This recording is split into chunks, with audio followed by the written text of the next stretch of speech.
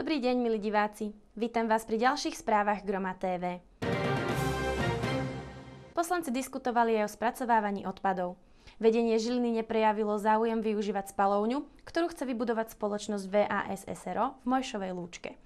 Najneskôr v roku 2015 musí byť pripravená nová skládka odpadu, kam bude môcť mesto uskladňovať odpady, ktoré sú nepoužiteľné, nerozložiteľné, nespáliteľné a tak ďalej, a kde bude môcť umiestňovať aj prípadne popol alebo odpad z toho, čo sa nespáli. Ja by som jednoznačne zdôrazňoval, keď ideme do civilizovaných krajín, tak s formou, aby za nich niekto iný separoval, sa už nestretávame. Je to sekundárne riešenie, ale priorita je v separovaní ľudí. Musíme sa my chovať kultúrne a ekologicky vlastnému životnému prostrediu.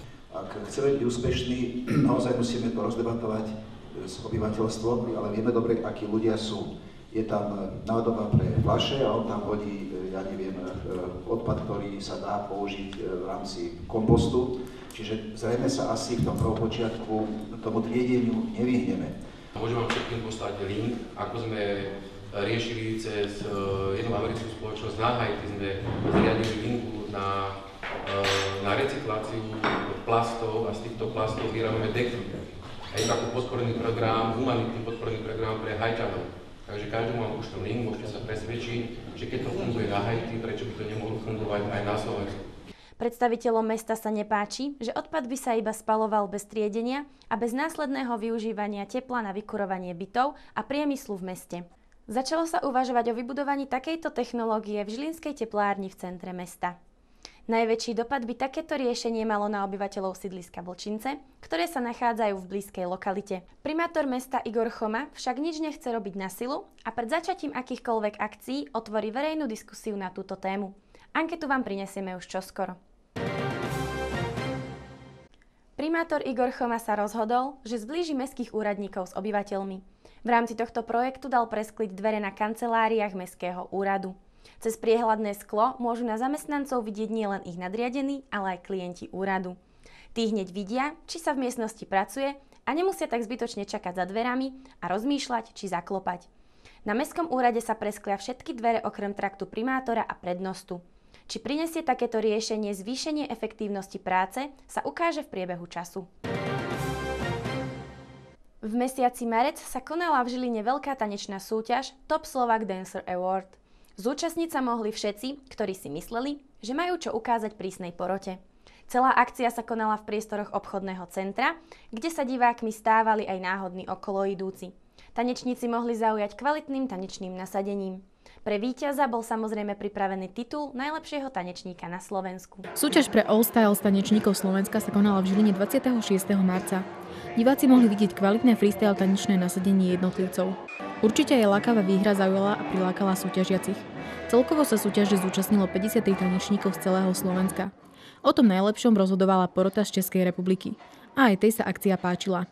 Na akcii Top Slovak Dancer Awards ste mohli vidieť známejšie aj menej známe tváre.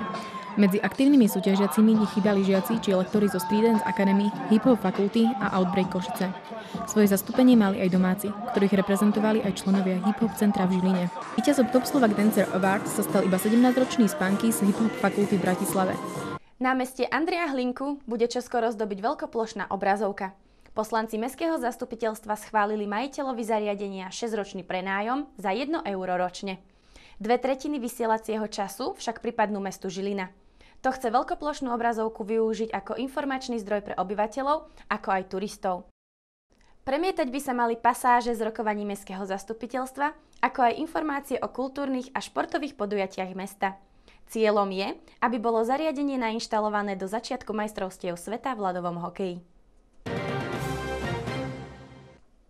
Žilina je prvým slovenským mestom, ktorého verejná doprava sa objavuje na mapách vyhľadávača Google. Návštevníci mesta, ako aj jeho obyvatelia, môžu cez funkciu verejná doprava vyhľadať podrobné informácie o mestskej hromadnej doprave a nájsť si tak najvhodnejšie spojenie. Keďže je Žilina univerzitným mestom, je dobré, že si študenti či cudzinci môžu vyhľadať spojenie cez jeden z najpoužívanejších vyhľadávačov na svete. Žilinskí skejťáci sa po dlhých 8 rokoch dočkali prvého mestského skateparku.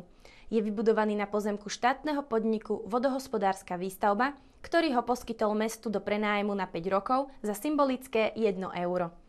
Zaujímavosťou parku je, že si ho navrhli sami skejťáci. Nechýbajú tu plochy na rozbehnutie, pyramídy na triky a samozrejme mini rampa. Napriek kamerovému systému môžu toto ihrisko využívať návštevníci bez časového obmedzenia, preto nie je skatepark ani oplotený. Prevádzku nového a moderného priestoru má na starosti Centrum voľného času Žirafa.